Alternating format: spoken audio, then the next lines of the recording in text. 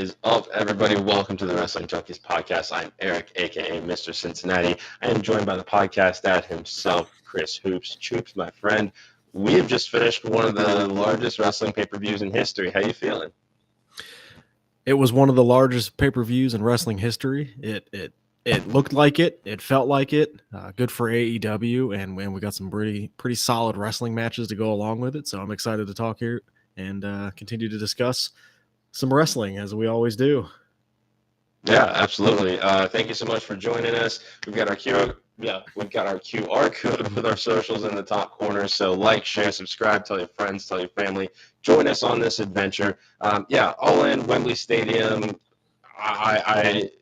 There were some lofty expectations set here today. I think that you and I can both agree on that. And they knocked it out of the park, I gotta say. And we're gonna go through, all of our, we're gonna go match by match, have our predictions for All Out next week, and just kind of the fallout of what it is that we're seeing there.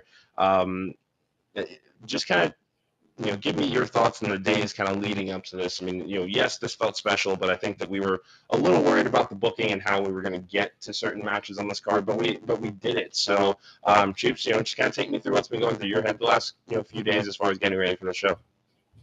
Yeah, we talked about it on the preview show. It was how does this card continue to come together? It was seemed to be kind of thrown together almost, like there was no sense of urgency on this. And I think we have to cut them a little bit of a break. This was their biggest show ever. It was a lot of planning, I'm sure a lot of logistics to even make it happen, to make sure they could sell the tickets. I think now that they've seen that the results happen and they can sell the tickets, I think next year's show, which they already announced will be at Wembley next year, I think that card will be a little bit more fleshed out. And I think moving forward, it'll be interesting to see if All In becomes their WrestleMania, it becomes their Starrcade, it becomes their November to Remember, their Slammiversary, whatever it may be. But that's what I kind of take away from this pay-per-view is this is now moving forward probably going to be their WrestleMania. Yeah, I mean, it just had that big fight feel. I mean, the stadium was absolutely packed. I loved the minimalistic set design. I know that we've talked about that a lot with WWE shows as well over the last few months and making the crowd the star of the show. You couldn't not do that here. I mean, this is the first wrestling event in, 30 years, I think it was, since WWE was last there, 30, 31 years. Yeah, it was 92, right? You had to make it. Yeah. But I just gotta say I'm absolutely blown away, and let's just get into it, man. The pre-show 0 hour.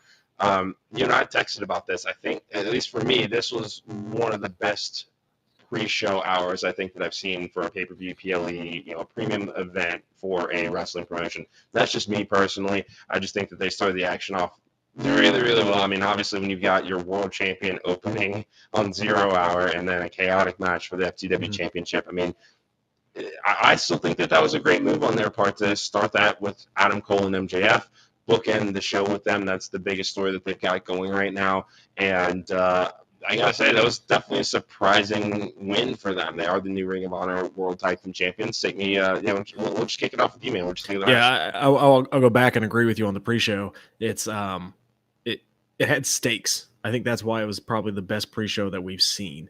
Both the matches had good storylines going into it, and they had legitimate stakes going into it as well, especially with the first match, with that book ending the end of the card. The FTW match was, that belts, it is what it is, but we'll get to that here in a second. The first match, Aussie Open and MJF Adam Cole for the Ring of Honor Tag Team Champions. Really good match. They got the kangaroo kick in. They got the double clothesline in. Everything was, the crowd was hot to see MJF when he first came out. The boom when Adam Cole was out. That was crazy. It was, I think, a great opener for that crowd to realize, hey, we're doing this and this is happening. Little surprising at the outcome. I don't think either of us predicted that, or I don't even think Bryce predicted it either. That Adam Cole and MJF were going to win. At the end of the night, it kind of makes more sense. It seems like they're going to continue this story, and we'll see how those titles kind of line up. as you know, as I'm sure a lot of AEW fans know, AEW and its Ring of Honor kind of, I don't know the right word, but it's not integrated very well. Uh, so Yeah. is that going to be something better moving forward? Are we going to have to tune into Ring of Honor shows to see these two? Are we going to have to tune into Ring of Honor pay-per-views now to see these two? Do they even hold on to them that long? Are these going to be defended Dynamite? Yeah. Where are these going to be defended? You know, they couldn't win the AEW champions. This almost feels like a secondary prize, but I'm excited to see what story they continue to tell and see, you know, do we see the Ring of Honor titles a lot? Because right now we don't see them too much on AEW television, even though we've seen Claudio and Joe and all those guys and Athena. We haven't seen those titles really show up on weekly television. So we'll see what it does moving forward. And, you know, it was a good start to the show, got everybody excited and played very well into the story later on. Yeah, I mean, I think what was super interesting for me is seeing MJF and Adam Cole both think about what risks am I going to take in this championship match, and how will that impact the main event, and thinking about, you know, do I go for this tope suicida? Do I, you know, am I doing something that will jeopardize myself later on? I just love that little touch. I mean, they've been so spot on with the storytelling between these two that, you know, I would imagine, and, you know, it's not like either of us knows this for sure, but I would imagine that the plan was probably not to keep them together this long. I mean, it's one thing to do the Strange Bedfellows for a tag team championship tournament and not win that match, which is fine, but they could have just imploded there and still had a great main event. But, you know, they've struck gold here. And I think it's really, really cool to see, you know, what it is that they're going to do over the next couple of months, because I mean, this could realistically be the rest of 2023 for them, and I hope that it is, because there's a lot more that they can do, not just tag team champions and, you know, putting the shine back on those belts, but fighting over the world championship. This is far from over. You know that Roddy Strong and the Kingdom are also going to be involved, so, you know, Yeah, we got a lot of fun stuff ahead. There's a ton of meat on the bone. We still have Kyle O'Reilly kind of floating out there waiting to return. That's also going to play a part in it. So it'll be exciting to see. You also have the CM Punk angle with the real world champion. So how does that come into play eventually?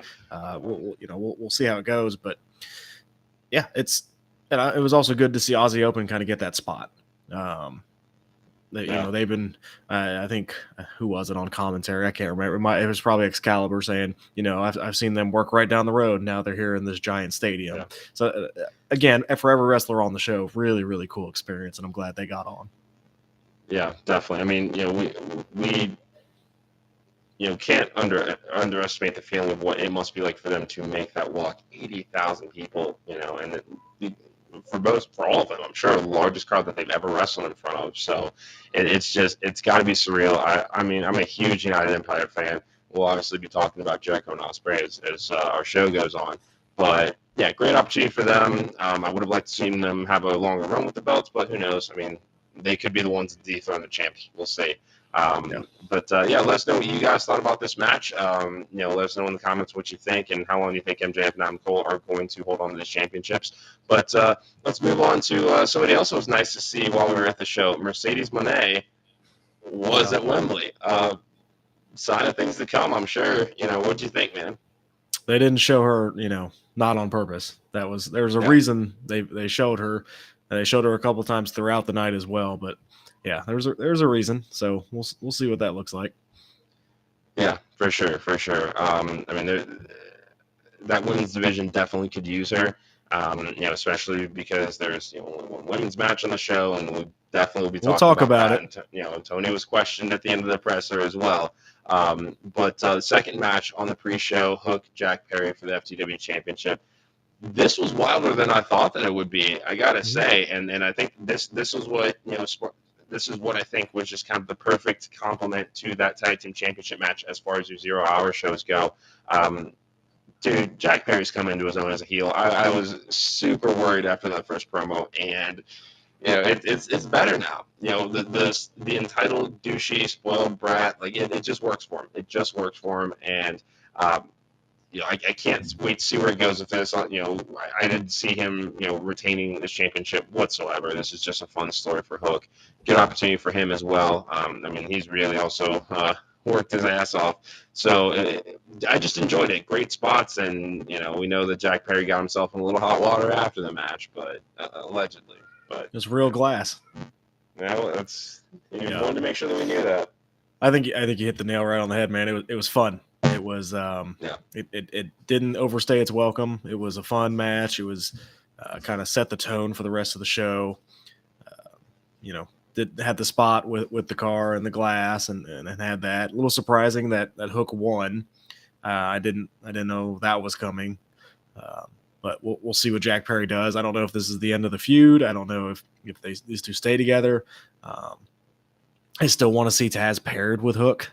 I think he does a very good job on. I saw this on Twitter. I think he does a very good job on commentary, being very impartial when he commentates a Hook match.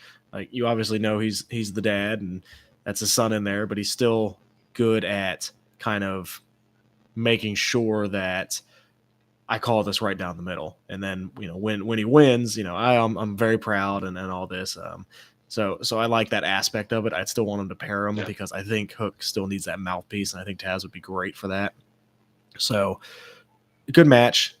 Jack Perry has started to come into his own as a heel, and I think we're ready for that next step. I think he's above the FTW champion. I think we're looking at maybe him helping out with the TNT champion or the All Atlantic champion. I think he's stepped up and ready for that role. And then let's see how he does with that. And then maybe eventually get him into the main event scene, because I think he has the talent to do it. And I think this character is going very, very well for him so far. Yeah, absolutely. It's good that they're kind of taking their time with it. It's been a complete, stripped down repackaging of him. I mean, even, JR was pretty adamant in the early days of AEW on the podcast of, yes, he's Jungle Boy, but he is going to grow up. So I'm going to start calling him Jack Perry now. So at least we know, we know who this will become, and you can always go back and you can always add Jungle in some way back to that name if he wants to make that face turn again. But this was just a fun, this was just a fun match, and it didn't take away from anything else that we were going to see later in the match, later in the show with Stadium Stampede or anything like that. But yeah, it was a great 0 hour, great way to kick off the show. I just don't, I don't think that you could have done any better than that, other than adding the TBS Championship or another women's match on to the card in some capacity. I'm pretty sure that this was a 2 hour pre-show with an hour going on YouTube at 11, and then so you have to imagine that there was some time for one more match, but oh well, we'll see what happens. Yeah, because Statlander's on All Out. She's defending the TBS title on All Out, but you still could have had something here. For any of the women. So we'll get to it, guys. Don't worry. For sure. Yeah, and Northcutt, we agree. It was a great show. Everybody absolutely killed it. So, yeah. Thanks for watching. Enjoyed it too, man. Yeah. Let's get into the main card, man. We got this kicked off with the Real World Championship. I hate that this is an official designated championship because it's just another world title. There's no quotations. It is the Real World's champion. I'm going to use quotations for real. I just got to get you fired up, man. Well, yeah, it's working. So it's I know. Dude, that was a good opener. I feel how I feel about CM Punk, but the story between Punk and Joe is just stuff of legend. So many callbacks to the original Ring of Honor matches. I just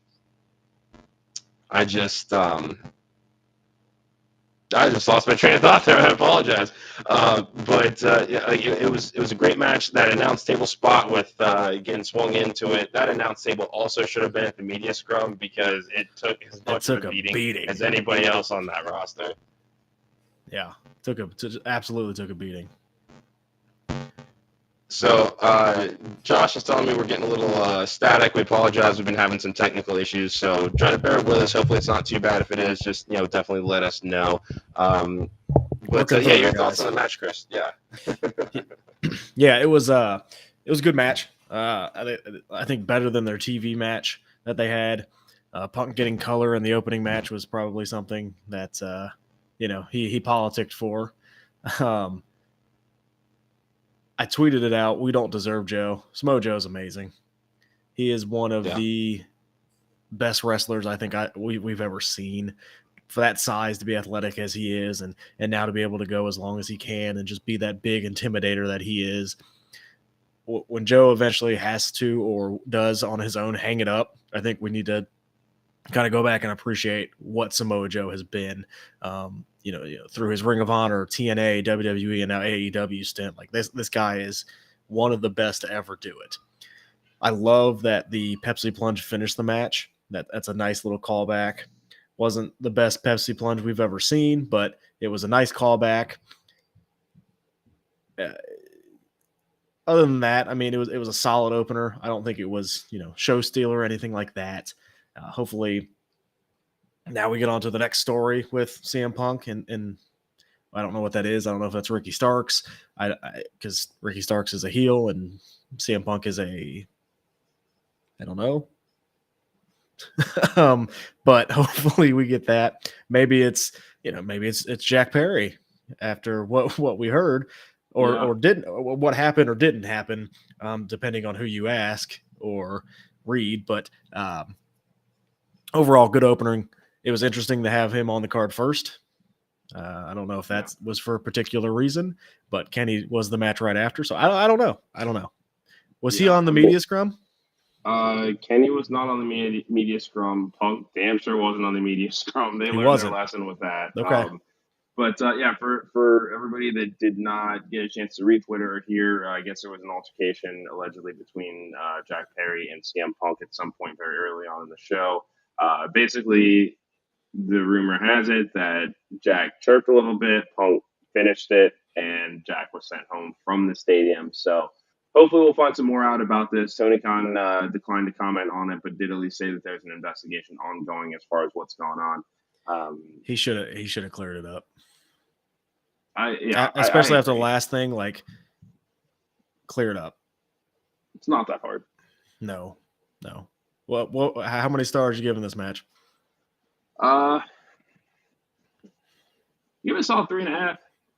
That's where I'm at. I would say that because I feel like this real world title, I don't think it has its stakes yet. It doesn't feel like a world title quite yet. I don't know if that takes main eventing a couple shows. I don't know if that takes main eventing a pay-per-view, but it doesn't. Like, if Joe would have won, I don't think there'd be any argument that he's the real world champion. I think it would be, okay, he has the, for lack of a better term, prop champion at the moment. Yeah.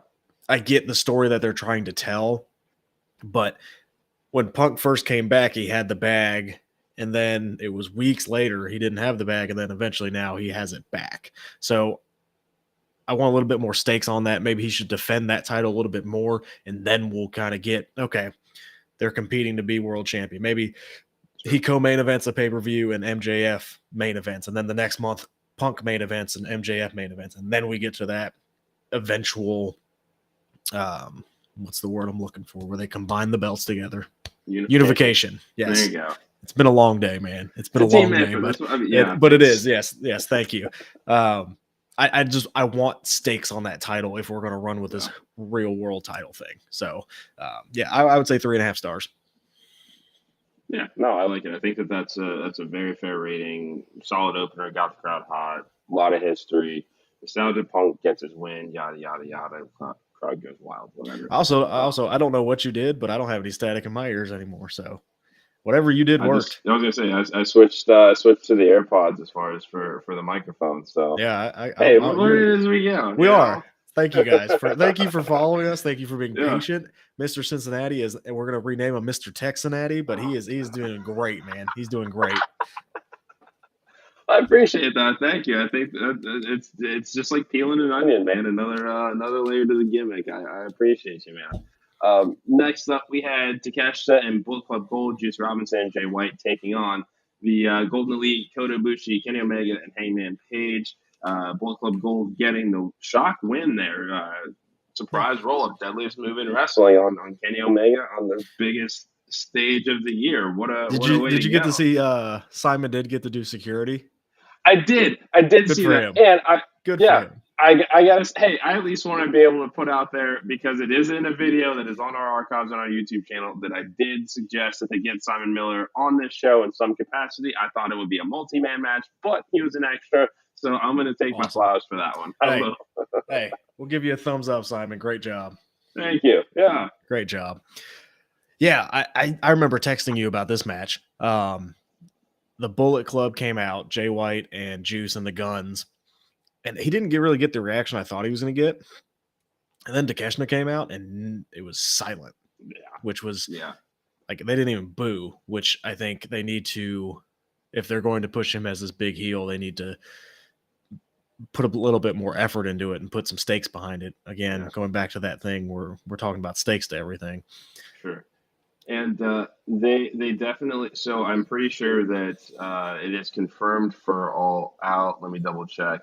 But I do think it was confirmed at the presser that Takeshita will be taking on Kenny Omega in a one-on-one match. A couple of matches were added as a result of the. You think that main event?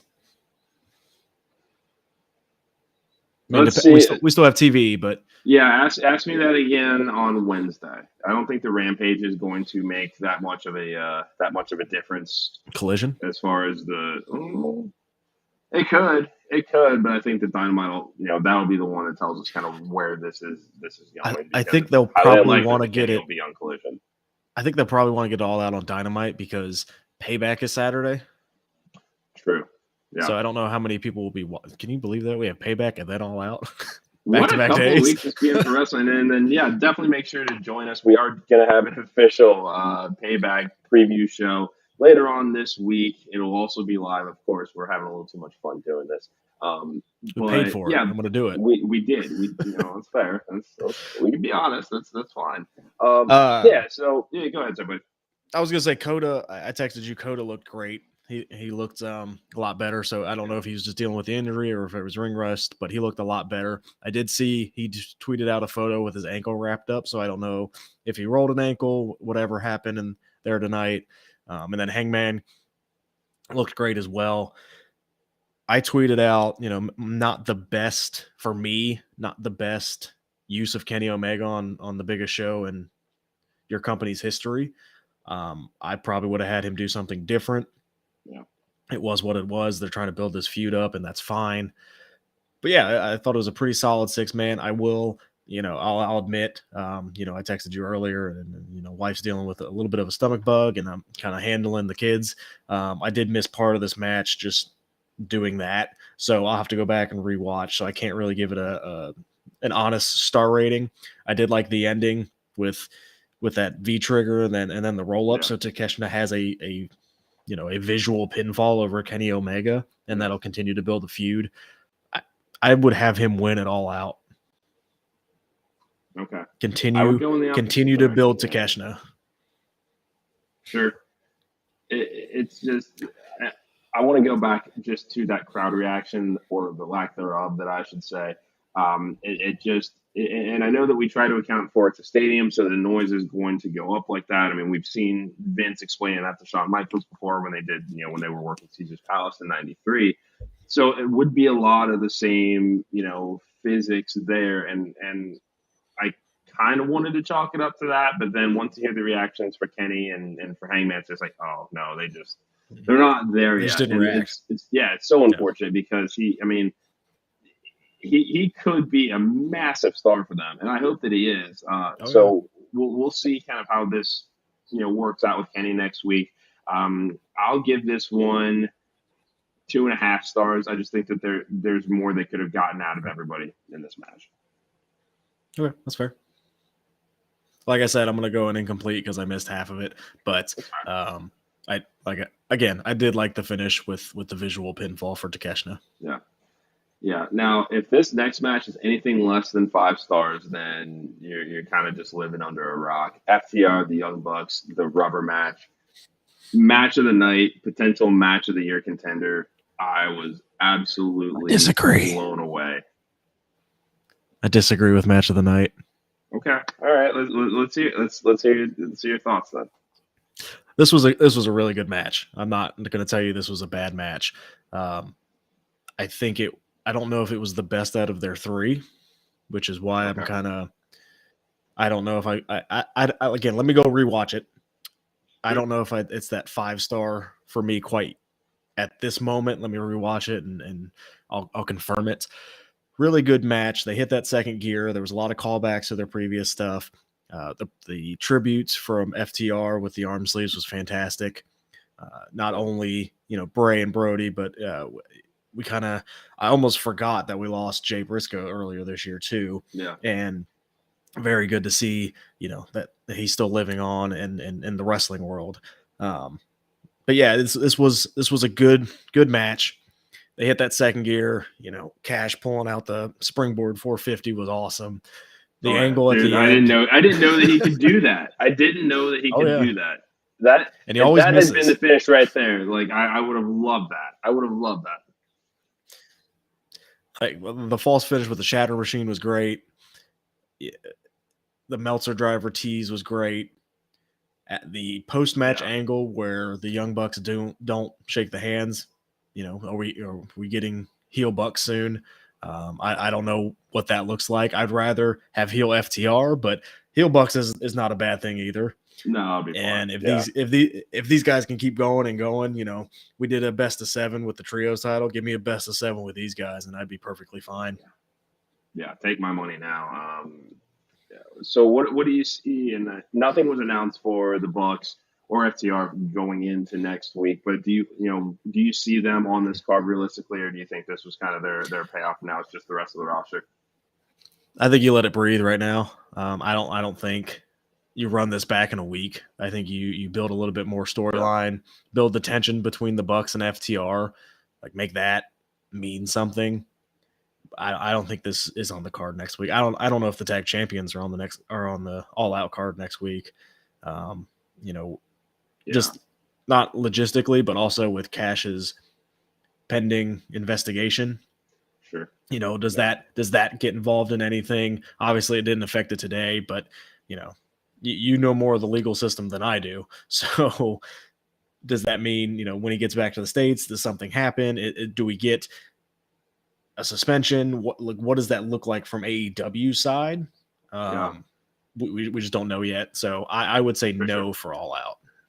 Yeah, I mean, I don't necessarily think the legal situation is really going to have anything. It's not really going to impact him terribly. Let me, put my lawyer hat on for a couple of minutes.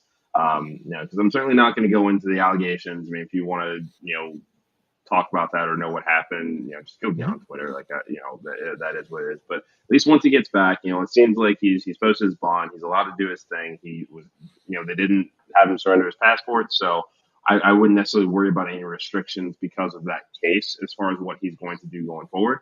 But I do, I do agree with you that let's see if we can build this towards like full gear or something for another match. But like I said, I'm going to give this one 5 stars. I just think that, everything start to finish with the storytelling of it. And I was absolutely blown away. So, yeah, I'll give it a solid 4.5. Okay. 4.5 it is. 4.5 it is. So moving on, we had I would hope Stadium so. Stampede, man. That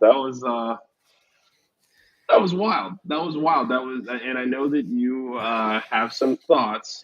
It won me over. Oh, it did. Explain yourself to everybody that is watching along with us. The podcast dad had some thoughts about this match pretty early on, and he wasn't too enamored with it. So what changed your mind? Yeah, no, it was just a lot of camera cuts very early on. I felt like I was watching, a Kevin Dunn wet dream. It was just bam, bam, bam, bam, bam, bam, bam, bam, right? It just kept going.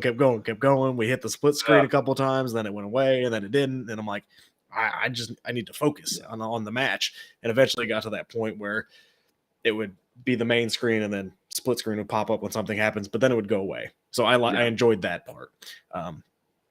I enjoyed the match too. We got a lot of good spots in it.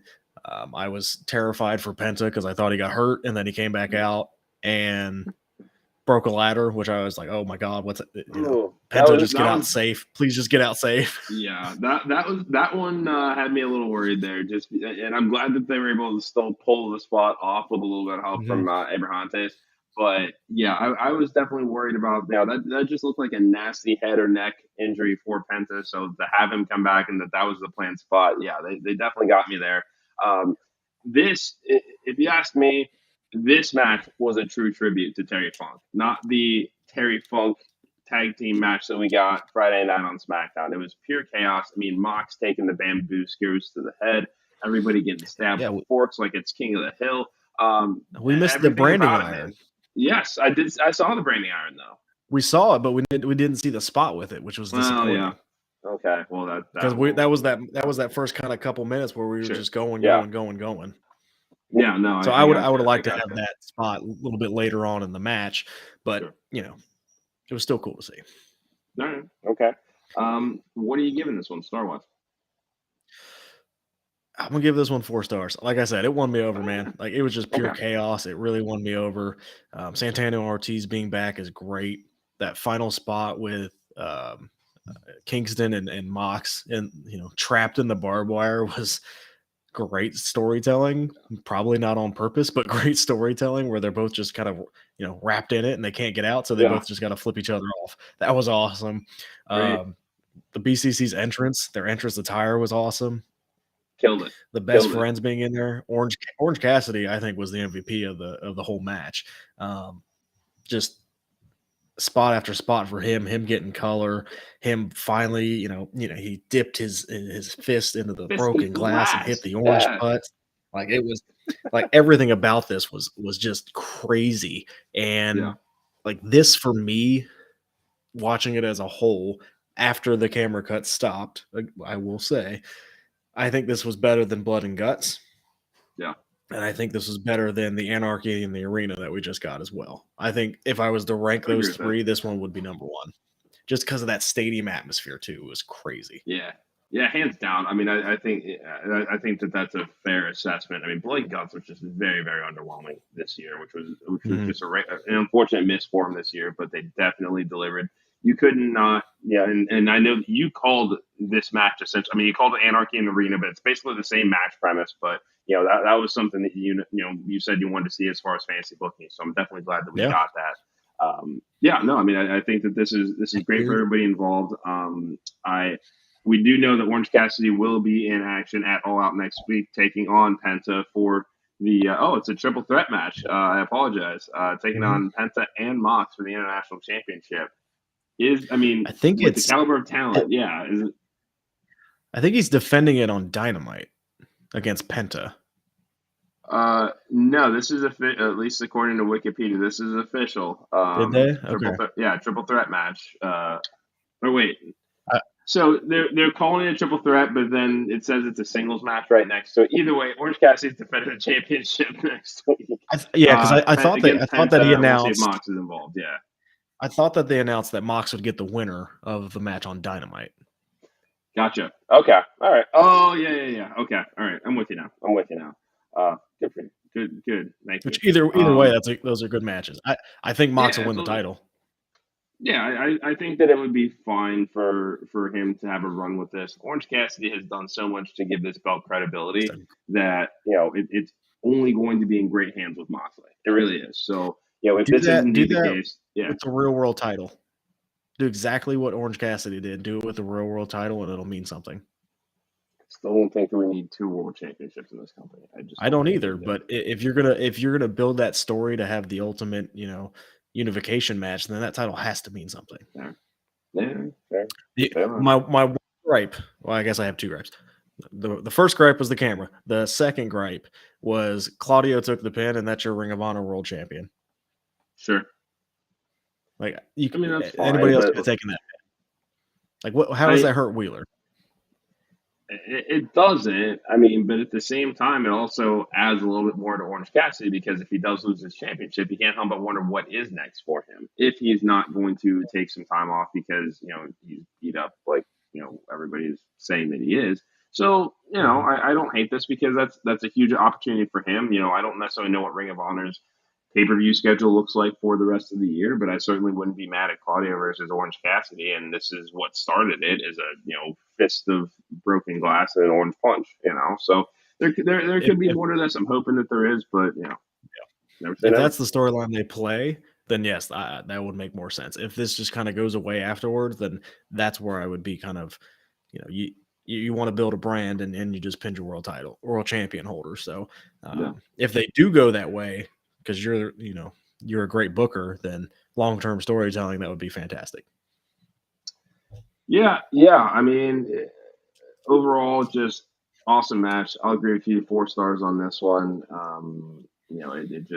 It had that hardcore itch that we've all needed, especially this week with the passing of Terry Funk. So super cool moment. Very much enjoyed it. 2 thumbs up. Fine holiday fun. Next up, we've got the shortest match on the card and the only women's match on the card. Saraya, Hikaru Shida, Toni Storm, and Britt Baker, 4-way match for the AEW Women's World Championship.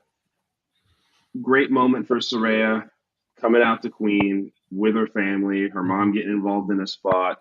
Loved all of that. 8 minutes and 50 seconds, man. Come on. Ridiculous. Ridiculous. I mean, that's all I'm gonna like. Come on. We know we are in, what year is it? 2023. Yeah. We know that women can wrestle. So let's give them a chance to do this. This is one of the biggest shows ever. And you had one women's match and you just kind of shoehorned it in, and it was 8 minutes or 9 minutes long. It's a good moment for Saraya. Let's see how she does, because she doesn't really wrestle that much as it is now. So how will this title be defended moving forward? I mean, she talked about this in the media scrum too. Being asked about this 5-year journey to get back to the top of the mountaintop. And I mean, she wasn't shy about saying, this was we were moving very slowly with this and very deliberately. Yes, I would love to have more singles matches. I'm the world champion now, so there are going to be more singles matches. Okay. I think that they did have to kind of take that approach with her, given the seriousness of the neck injury, and it's certainly something that you don't want to see happen to her again. So I'm all for the approach that they took here. I do think that we'll see more of Saraya as far as singles championship defenses. I don't necessarily see this as becoming a workhorse championship run for her, but these will be marquee matches that will feel special, I hope. I mean, and hopefully we saw the end of the social outcasts, or not the social outcasts. What are they? Just the outcasts. Totally different group. I went fine. Bo Dallas and Curtis Axel and Fandango and Adam Rose. What a time! I went way back on that one. It did. Yeah. Hopefully this is the end of the outcasts. I really like the Toni Storm character that she has right now. I hope that Ruby doesn't get lost again. Yeah. Maybe she stays with Saraya. That would be fine with me. Let Toni go do her own thing, which I really enjoy what she's doing. If Ruby stays with Saraya, that would be nice. And yes, as Josh throws out in the chat, I don't think Monet being there and having Saraya win. Monet was the one that quote unquote injured her 5 years ago. So that there's a story gift wrapped for you to go tell. And when does that happen? I don't know. I'd love for them to save it for the next stadium show, but I don't think they can wait that long to tell that story. I wouldn't. Yeah. But it'll be a good story to tell when it happens. Yeah, especially, I know the ankle injury was like, May, June, something like that? Mm-hmm. Yeah, so, at this point, a few months have passed. She's already had surgery on it. The fact that she's not only doing the photo ops and, touring around London, the fact that she, that's not an accident that she was on TV. That's not an accident where she was sitting. It was not an accident for that pop that she got when they did cut to her. So I am definitely ready to see Mercedes Moné become all elite. I think that all of us have been waiting for that for a while. As much as I love her being over in Japan, we are also starved for her in-ring work here in the States as well. And I'd like to see more of her doing it every week. Lord knows that women's division could use a little fusion. Anything. I think she signed a 6-month deal with New Japan recently, though. Okay. Well, even with 6 months, I don't think that it'll be hard for her to be, in the States as well. And they have that relationship with AEW, so it's not like she's not going to be able to come over and do some stuff. We just may not get that feud right off the bat. Coming out of this, is Saraya a face or a heel? I'm still gonna say heel. It's just easy hometown crowd. That's what I chalked that up to, and that's why they saved it for this show. But I do think that we get back to Cheeky Soraya, and whether she remains heel out of this, we'll see. But I don't think that there's gonna be any change as a result of the reaction that she got tonight. No. I'm gonna say face. I think Okay. that moment with her and that journey with her, the emotion that took over her at the end of that match, I think it's going to be hard to boo her moving forward with that story. Just like when Daniel Bryan came back, we were so happy to see him. When Edge came back, we were so happy to see him. Christian, when he came back, we were so happy to see him. I think it's going to be hard to boo her, maybe right off the bat. Maybe we get a couple weeks down the road and she's a heel again, but I don't want to boo her right now just because I feel great for her and she's living her dream and got to win the world title in her home country at the biggest show ever when she thought, she was never going to wrestle again. So it's going to be tough to get me to boo her right now. Yeah, no, I gotcha. Star rating wise, what are you giving this? This match was fine. It was a typical, I think, AEW 4-way, 2.5 for the match. I would say 3.5 for the moment. Okay. Yeah. I don't know. I'm going to give 2 stars on this. 8 minutes and 50 seconds is at least. I think that's just disrespectful. All of these women are they're way too talented. I understand that there is, it's a large card. It was 11 matches total between 0 Hour and the main show. So that was that's 6 hours of time, pay-per-view time that you could use and better allocate to some of the, I understand the need for a pre-show. I understand the need that they have to, hey, order now, get all the last minute promo that they can, and there's nothing wrong with that. But again, one match. I know it was a callback to the original All In with a 4-way, the only women's match on the card. I just think that they could have done better. Yeah. Was that the only women's match on the original All In too? Yes. Really? Yeah. That's crazy. Right. All right, I'm gonna have you vamp for a minute and introduce the next match. I'm gonna read a stat here for you, but let me collect some data. Okay, sure. I know that the podcast dad does not want to boo Soraya, but he does like booing Christian Cage. Darby Allin Sting defeating Swerve Strickland and Christian Cage in a tag team coffin match. This was also pretty chaotic. I loved the late minute addition of Christian to this match. He has been just absolutely sinister the last few months, and I'm loving this heel work that he's doing. It makes you appreciate the fact that we do still get to have a couple more years of his work, because when he is a heel and when he is given the room to thrive and grow, it's just been masterclass. It makes you wonder why WWE didn't want to try to, make it work in the first place for him. So it's wild. Their loss is AEW's gain. Absolutely loved this match. Darby Allin, Sting at 64, still flying around and putting people through tables. I loved every second of it, man. What did you think of this? Good for Swerve to take that bump too, because that was all on him. Sting didn't hit any of that table. No. But before I get into this match, how long did you say the show was? 0 Hour about started at 11. Hours? Yeah, about 6 hours. Yep. Oh, you're doing math now, aren't you? I like it. How many men were booked on the card? I can go ahead and count real quick. Unless you've already done this for me. No, don't count. Just give me a guess. I already counted. Just throw a number out. 32, I guess. 44. Okay. 44 men booked on the card.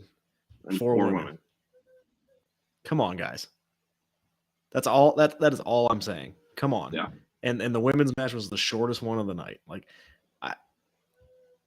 It's just frustrating because we know where women's wrestling can be, and again, I'm not hating on AEW only. It's the same thing with WWE.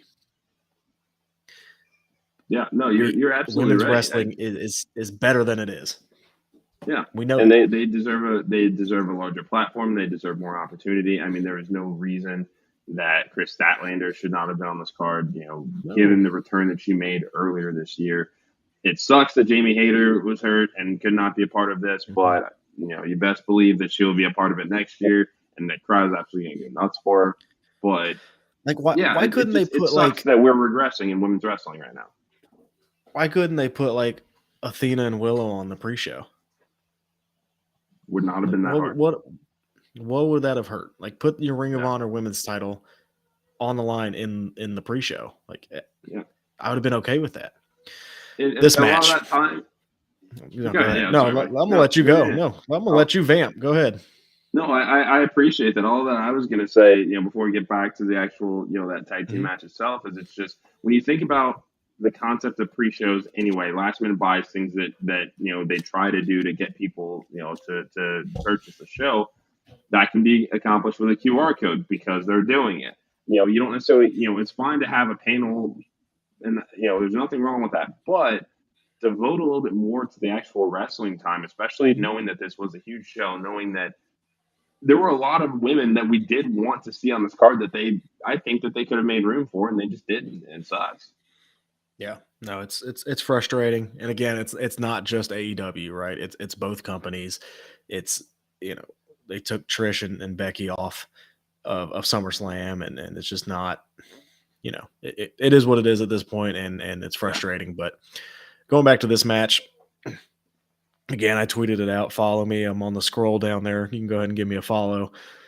I don't remember what my Twitter handle is, but that's okay. I got you there. I got you there. It'll be on there somewhere. I tweeted out. Swerve should and will be the top heel in this company by the end of the year. I think he is that good. His promos are great. His oh, there it is. His I got you. His character is just, I mean, it's almost like a horror movie character, because during that attack that they had on Nick Wayne, like that felt like something out of a horror movie where someone breaks into your house and just destroys you. Like, he is that good right now.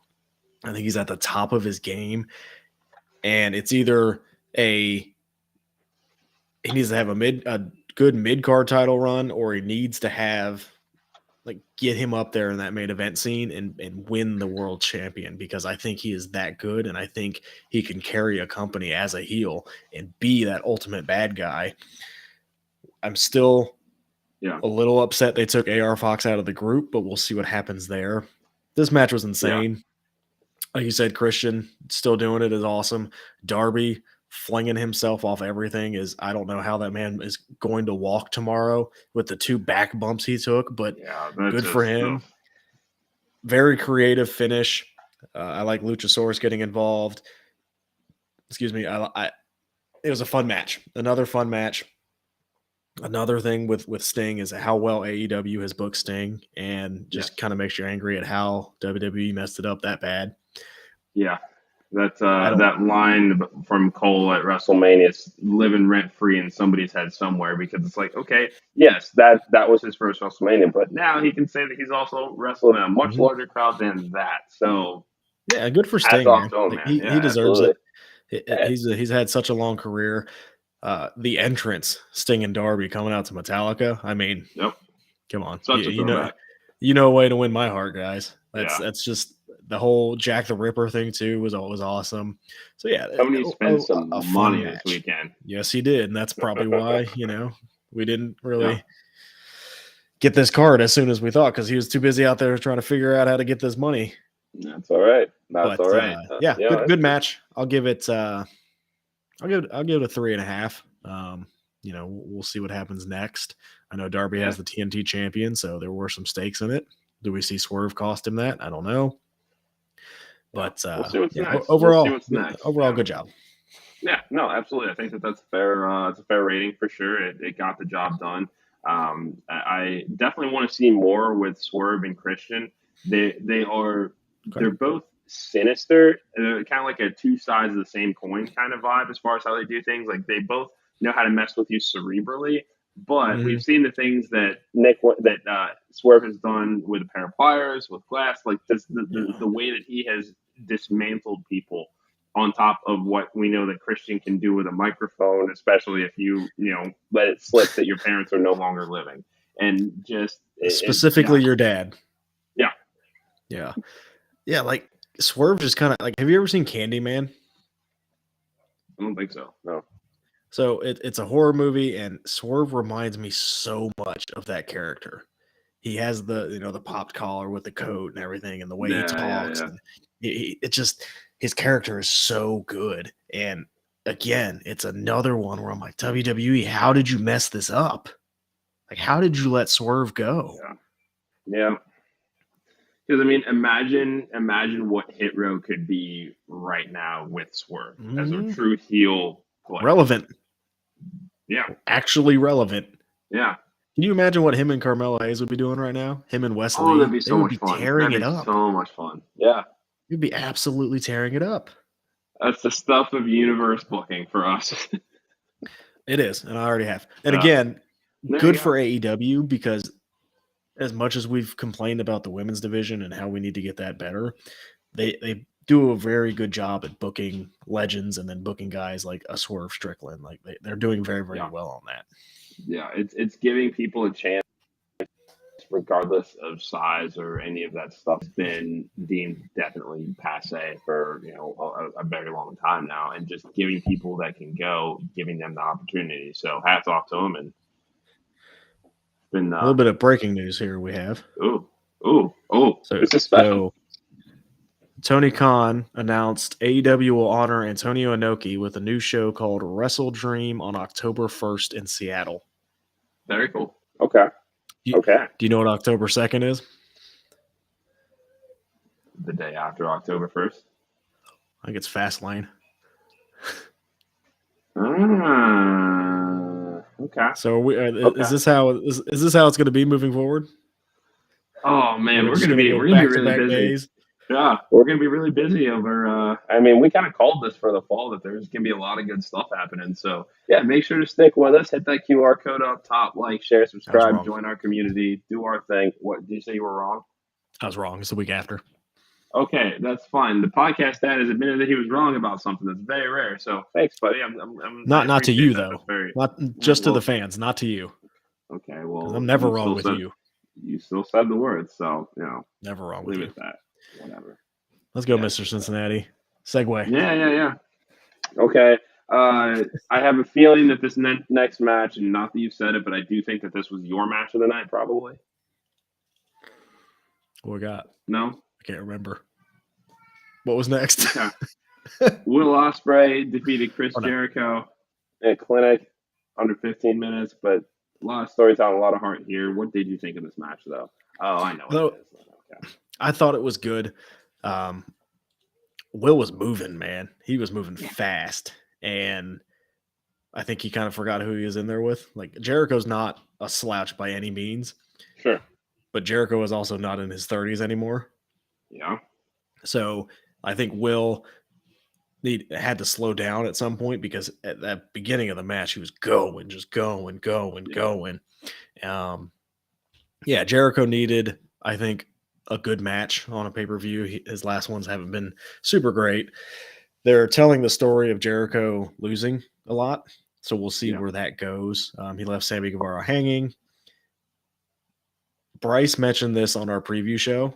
Go watch that, guys. It was an awesome episode. Yeah, seriously. Bryce mentioned that this was almost like a, hey, Will, look at what I can book for you from Tony Khan. And he was 100% right. I think this was, Will, I want you to sign with me. Look what we can do, and look what I can do for you. Having a huge match in your home country, and I'm going to get you the win and have that moment. I think Will end up signing with AEW, and that's going to be a awesome signing for them. Hopefully that's, I don't know when his contract's, I think, 6 months or something like that? 6 months, what I said, yeah. They've definitely done right by him so far, that's for sure. And there's definitely a chance if he signs, he main events next year's show. Yeah, and there, especially now, thinking about the fact that Will Ospreay has said, he's already got to change his style up, and he's only 30. His body can't do what he was doing in those matches with Ricochet and things that we've known him to do to tear up on the indie scene. So it does make sense to consider a move to AEW because you got to make that bag while you can. Yeah, it does fit his style. He can adapt it. There's a lot of phenomenal people he can work with, more so than he would probably get the opportunity to in WWE. So, I mean, if you're me, or if I'm him, I should say, I'm considering making that move to the States for at least a little while. Why not? Don't we all wish we were you? Wish that we were me? Yeah, you said that. What? If it were me, if you were me, yeah. There's days. Okay, all right, yeah, I misspoke. It's been a long day. I saw your Snapchat last night. Oh God, leave me alone.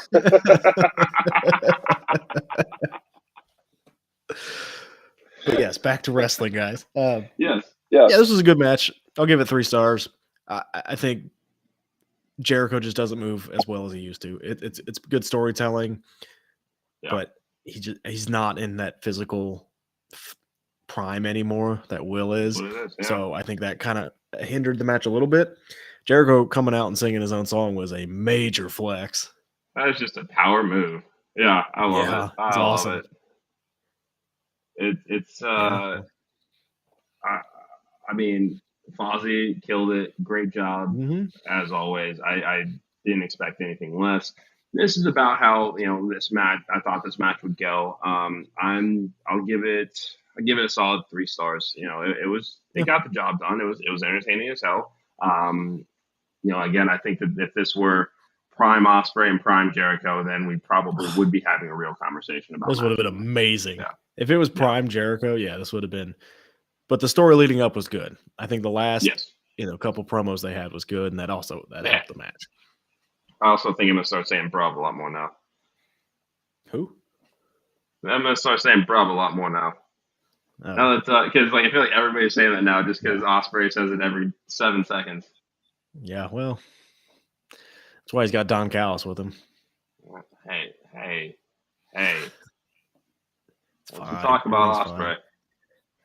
Talk about Danhausen. Very evil. I like it. Very nice. Now, we got to get back on track. We're getting off the rails again. It's okay. We got 2 matches left. We appreciate everybody that stuck around with us, and thanks for listening. Next up, we've got the Trios Championship match. The Acclaimed and Daddy Ass No More. Badass Billy Gunn made his return, taking on the House of Black. House of Black really tugged at our heartstrings with their entrance. Walking out with a lantern, it just I've and the fireflies over the last few days. Like it just everything about that. It was very, very cool. Hats off to them. Well, very classy. I've appreciated how AEW has let them pay tribute to people, and I do like that. Even though these are not companies we will likely see working together anytime soon, it is nice to see that the guard comes down for events like that, to where people can acknowledge, hey, these are not the only games in town. We were actually, we knew a lot of these people before we ended up where we ended up. So let them grieve, let them pay tribute, do something to shows the fans that we're not alone in this. Nobody's alone in this. That they're not closed off or not acknowledging very real life. Yeah, because at the end of the day, it's wrestling, man. It's all a wrestling community. You have guys that have worked with Bray that are in AEW, that are in Impact, that are in New Japan. Like you can put the guardrails down for this. If this is the one thing you guys do, fine. Please do that. It's respectful. It's like, just do that. I saw Impact tweeted something when Bray passed away. Like, Bray had never worked in Impact. Probably never even thought about working in Impact. But like, that's what you need to do. When something like this happens, you have to do it. I remember when WWE acknowledged Jay Briscoe. Like, it means and Brody more too. Than just it means. But and my point was Jay didn't work there. Yeah, sure. Like it means more when something like this happens. So hats off to all the companies that were able to, I guess, not work together, but go, hey, do what you need to do, acknowledge it, thank you, and we're competing, goes but on. let's Yeah. put our swords down for this. Like, this is something that we can all agree on that we need to remember. So hats off to all that. Yeah, and I guess all Billy Gunn needed was a shirt that say badass, and he was transformed into badass because he had the same gear on. Takes.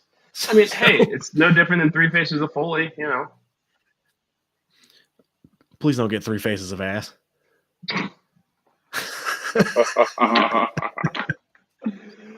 Oh, that's going on, Axe. I'm clipping that for sure. Let me make a note of that 1 hour. Yeah, go ahead and make your note. I'll go ahead and talk about the match. No, that's fine. Yeah. This match was okay. It felt a little bit disjointed with the no holds barred stipulation. Yeah. I would liked it better if it was like the traditional tag match, I think. I don't really like Billy Gunn kicking out of the Black Mass, I think, or whatever they call it now. Yeah. I think Excalibur mentioned on commentary that he was the first one ever to kick out of it in AEW, which, you know, that's not the guy to do it. I don't love that aspect of it. I really wanted House of Black to continue to win. I don't like that they shook hands at the end. Like, that kind of ruins the aura of House of Black. Good for the Acclaimed. I'm sure they'll have fun with it. I think they're getting new titles. I think that's the rumor going around, that the Trios champions are going to get redesigned. I don't know how long their run is with it. Yeah. Hopefully this leads to something more for Malachi Black, because I think he could easily be one of your top stars. You know, if you move Brody and Buddy to the tag division, it's not going to hurt. No, I just think this wasn't the time or place for House of Black to lose these titles. They're having a great run, and it's a little disappointing to see them lose. Yeah, I definitely didn't think that they would lose this match. I don't remember what I said on the prediction show, but you guys should go check it out and let me know what I said. But yeah, it was a fine match. Yeah, it got the job done. I give it 2.5 stars. Like, it just kind of was what it was. This was just kind of the let me up before we get to the emotional main event, which is fine. That's a fine placement for this match. This could have been All Out. It also could have, yeah. I mean, it definitely and replace it with a women's match. Yeah, but do you really think that they were going to pass up the opportunity to, get Max Caster a rap at Wembley Stadium and Bowens to, just gotta chase some dollars, man. And this match was just okay. I mean, it probably working out kind of. And again, nothing on the workers. Obviously, it's just it didn't do much for me, and I was a little disappointed with the outcome. But Star Rise, I'd probably get it 2 stars. Okay. And now it is time for our main event. MJF, Adam Cole, the bromance of the century. They're already our new Ring of Honor World Tag Team Champions. Here they are fighting for the Triple B.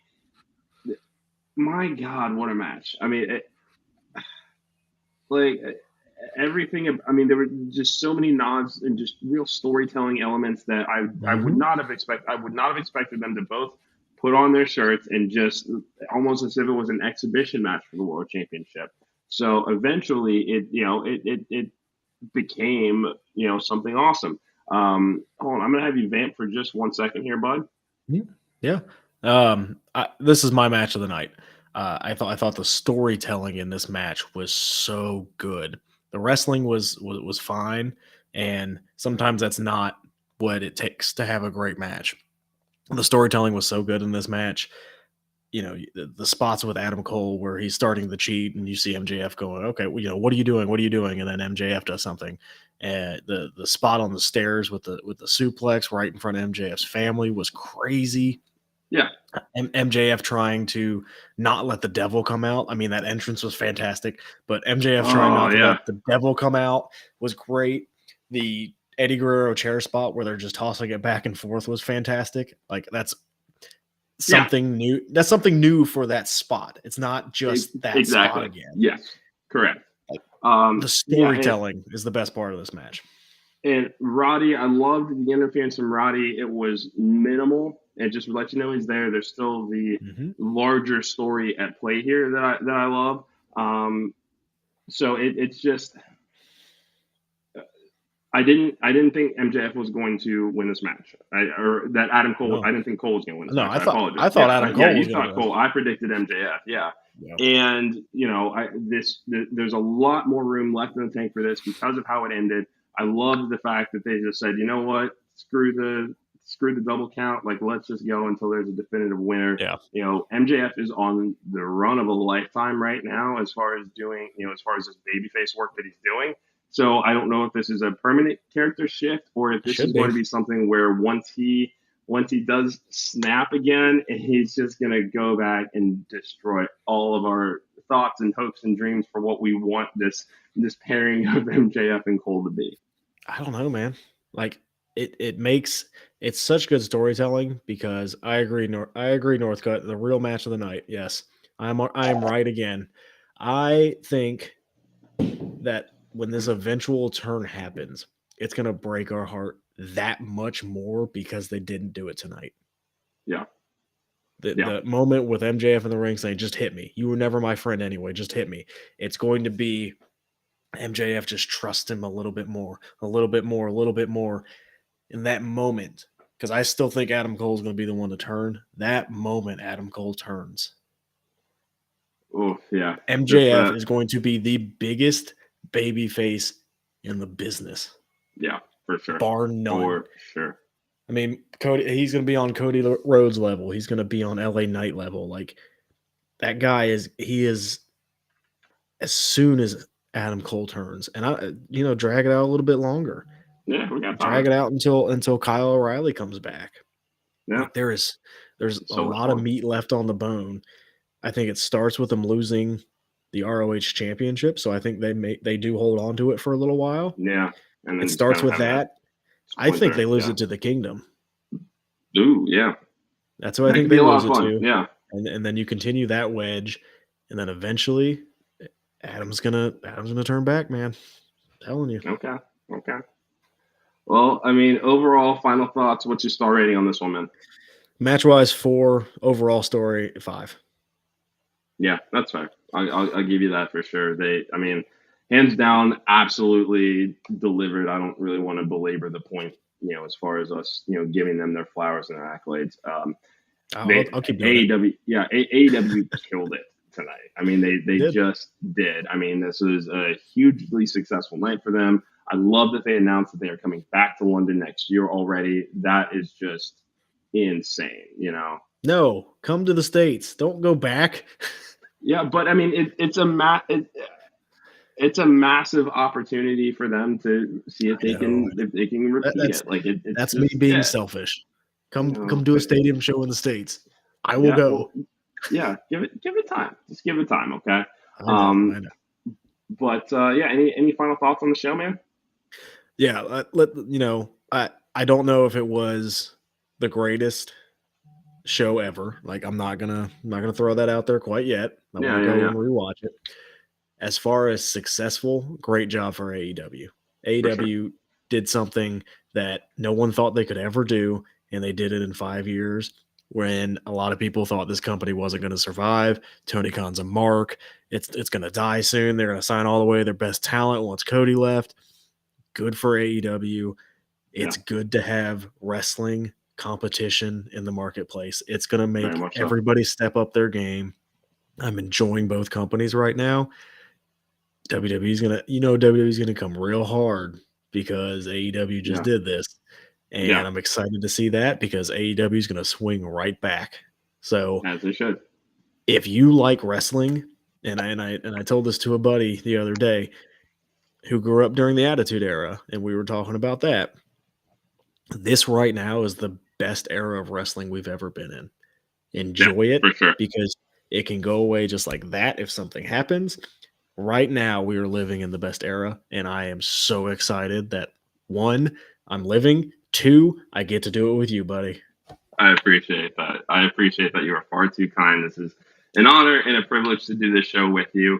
Thank you so much, guys, for joining us for our All In recap show. We will be going live again this week as we discuss Payback, as we get kind of back on our regular schedule. There's a lot of good TV going on, a lot of good wrestling that we're enjoying right now. So just be nice, be kind, enjoy the product for what it is. It is okay to like anything and everything all at once. Just be kind. So for the podcast dad, Chris Hoops, I am Eric, aka Mr. Cincinnati Robinson. Thank you so much for watching along with the Wrestling Junkies podcast. We'll talk to you guys soon. See you guys.